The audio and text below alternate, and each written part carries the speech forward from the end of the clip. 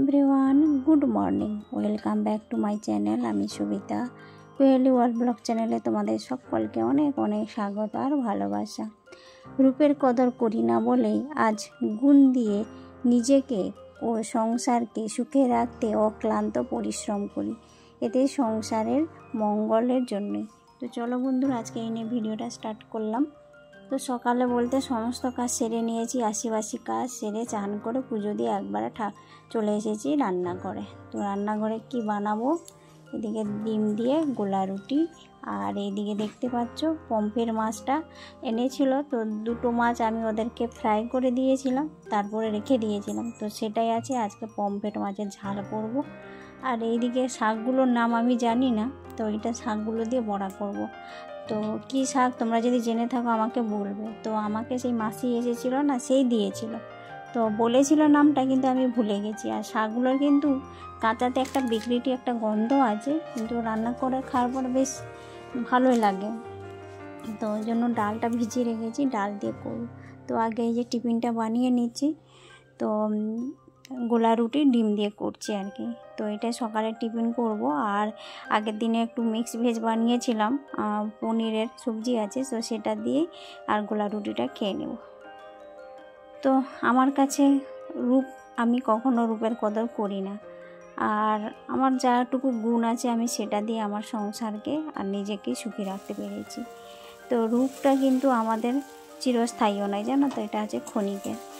এতক্ষণ রূপ থাকবে, মানে যতদিন তোমার যৌবন থাকবে ততদিন তোমার রূপ থাকবে, তুমি রূপ চর্চা করবে, সব করবে। কিন্তু যখন সংসারের কাজের চাপ এতটাই বেড়ে যাবে, তখন নিজের জন্য তো দূরের কথা, এই নিজের একটুখানি ঠিক টাইমে যে খাওয়া, সেটাই কিন্তু আমার সময় থাকে না। শুধু সংসারের ভালো মন্দ, ছেলে মেয়েদের ভালো মন্দ, এটা নিয়েই আমাদের সারাক্ষণ চলে যায়। তো এই জন্য রূপ নিয়ে কখনো অহংকার করতে নেই। একটা গল্প আছে, তোমরা সেটা নিশ্চয় হয়তো জানো। গোলাপ ফুল নিজেকে ভাবে যে আমি সব ফুলের মধ্যে রানী। আর গোলাপ ফুলকে সত্যি আমরা সবাই পছন্দ করি আর সব ফুলের রানী মনে করি। কিন্তু গোলাপ ফুল কি বলো তো, সবার প্রিয় ফুল। ওই গোলাপ ফুল দেয় অনেকে, প্রপোজ করে, অনেক কিছু। গোলাপ ফুল সবাই ভালোবাসে। যেদিন গোলাপ ফুলটা ফুটে যায়, টাটকা থাকে, সেদিনটা ভালো লাগে। তারপরের দিন গোলাপ ফুলটা কেমন নেতিয়ে পড়ে যায়, তখন আমরা কি করি, গোলাপ ফুলটাকে কোথাও ডাস্টবিনে ফেলে দিই। সেই জন্য গোলাপ ফুলের মতো আমরা নিজেদেরকেও এরকম রূপের অহংকার করব না। তো যদি অহংকার করি, আমাদের এখন বয়স আছে বলেই এখন আমরা অহংকার করছি, রূপ আছে, যৌবন আছে। যখন বয়স হয়ে যাবে, তখন আমাদেরকেও কেউ আর ঘুরেও তাকাবে না, তখন আমাদেরকেও দেখবে অসময় এরকম সবাই ছেড়ে চলে যাবে। তো সেই জন্যই নিজের গুণ দিয়ে যদি আমি সংসারে কাজকর্ম করি, নিজের গুণ দিয়ে যদি আমি এই পরিবেশে সবার সাথে মিলেমিশে কাজ করি, তাহলে দেখবে সেই যে তোমার গুণটা, সেই গুণ তুমি কীরকম ব্যবহার করেছিলে, সেটাই তোমার মানে সবাই মনে রাখবে। তো খারাপ মানুষের যেমন খারাপটা মনে রাখে, আর ভালো মানুষের সেরকম ভালো জিনিসটাই মনে রাখে। তো সেই জন্যই আমরা যেমন আছি তেমনই থাকি, আমাদের কোনো রূপের কদর করতে নেই। ভগবান যাকে যেমন দিয়েছে সেটাতেই সেই খুশি। তো সেইভাবেই আমরা শুধু নিজেদের একটুখানি বুদ্ধি করেই আমরা সংসারটা চালাতে পারি। তো যে যা নিজের সংসারকে নিজের বুদ্ধি দিয়ে, নিজের গুণ দিয়ে পরিচালনা করছে, তো সে সেটাতেই খুশি। আমিও আমার সংসারের নিজের গুণ আর বুদ্ধি দিয়ে আমি চালাই, আমিও সেটাই খুশি। তো যাই হোক, তোমাদের সাথে অনেক কথা বললাম, রান্না বান্না সেরে নিয়েছি, কী কী করলাম সেটা বলেও দিয়েছি। তারপরে রান্নাটা শেয়ার করা হয়নি আর। তো অনেকগুলোই আজকে জামা কাপড় কেচেছি। তো সামনে তো কালী পুজো আসে, এই জন্য আজ থেকে ভাবলাম যে একটু একটু করে কাজগুলো এগিয়ে রাখি। কালী পুজো মানে অনেক চাপ, জানো তো। ঘরটা লাইটিং করে সাজানো, তারপরে জামা কাপড় সব ঘর গোছানো, পরিষ্কার পরিচ্ছন্ন করা, যেহেতু মা কালী পুজো হবে।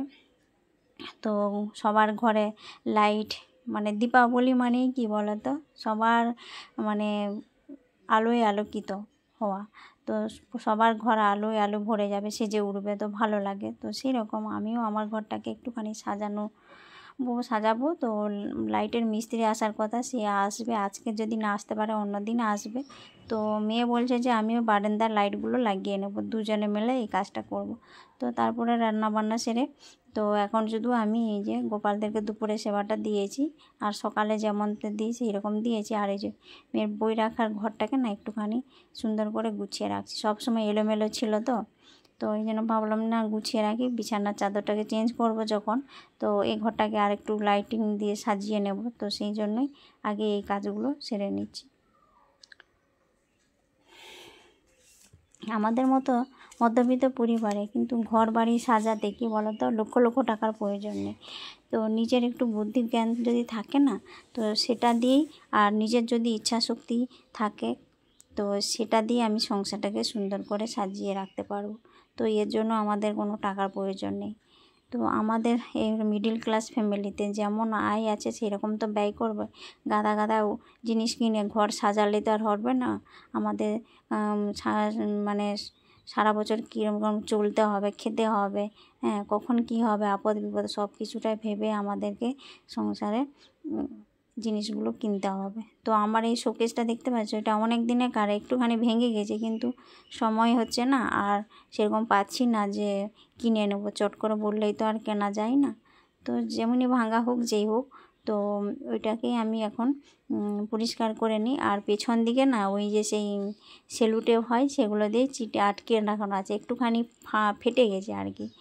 তো এটা তো ওকে যে নয়, ওটাকে ফেলে দিলে কিন্তু কী বলো, ফেলে দিলে তো ফেলে দেওয়া যাবে, কিন্তু এটা এখনও ব্যবহারের যোগ্য, তো এটা ফেলবো কেন? তো তার জন্যই আমি সুন্দর করে মুছে, আবার এইগুলো কিন্তু জিনিসগুলো দেখতে পাচ্ছ সব মেয়ের হাতের পেন্টিং। তো এগুলোই রেখেছে। তো প্রত্যেক বছর আঁকে, তো ওগুলো আঁকা থাকে, মানে ওদের যখন অ্যানুয়াল প্রোগ্রাম হয় তখন ওদের একটা করে ফটো ফ্রেম এঁকে বাইন্ডিং করে নিতে হয়, সেটাই দেখাতে হয়। তারপরে ওইটা কিন্তু ঘরে আমার ঘর গোছানোর বা ঘর সাজানোর কাজে লেগে যায়। তো ওই জন্য সুন্দর করে ওগুলোকে গুছিয়ে নিয়েছি। তারপরে এই যে টিভি ঘরটাকে আবার পরিষ্কার করতে চলে এলাম। এবারে ধুলোবালি একটু জমেছে না, ভালো লাগে না। তো আমি তো সপ্তাহে একটা দিন করে পরিষ্কার করি, তো সময় পাচ্ছিলাম না। তো আজকে ভাবলাম যে করেই নিই। আজকের বারটা আছে শুক্রবার, আর হচ্ছে সামনেই কালী পুজো। তো একই সূত্রে মানে দুটো পাখি একসাথে কাজ করা হয়ে যাবে আমার। তো বলে না এক ঢিলে দু পাখি, সেই রকম। তো কালী পুজোর আগেও পরিষ্কার পরিচ্ছন্ন হয়ে গেল, আমার এটা পরিষ্কার হয়ে গেল। তো শনিবার আছে আবার ধনতেরাসে একটু ওই যে কেনাকাটা করতে যাব। তো ধনতেরাসে আমার অত বেশি কেনাকাটাটা তো সামর্থ্য নেই। তো যাব, যেটা মূল্যবান জিনিস, মা লক্ষ্মীর প্রিয় জিনিস, সেগুলো তো কিনতেই হবে। আর না হলে তো না কিনলে তো নিজেরও ভালো লাগবে না। তো সংসারের লক্ষ্মীশ্রী বজায় থাকে, যেন সংসারে মঙ্গল হয়, তার জন্যই ধনতেরাসে কিছু কেনাকাটা করব। তো এদিকে দেখতেই পাচ্ছ সুন্দর করে সব গুছিয়ে নিলাম। তো এখন পরিষ্কার হয়ে গেছে না, আর এখন খুব ভালো লাগছে দেখতে, মনটাও যেমন ফ্রেশ হয়। কিন্তু আমরা যে এত পরিষ্কার করি, পরিচ্ছন্ন করি, ঘর বাড়ি পরিষ্কার পরিচ্ছন্ন গোছানো থাকলে ভালো লাগে, কিন্তু তার পেছনে যে কতটা পরিশ্রম, অক্লান্ত পরিশ্রম করতে হয়, সেটা কিন্তু কেউ বোঝে না। যেই করে সেই কষ্টটা সেই বোঝে।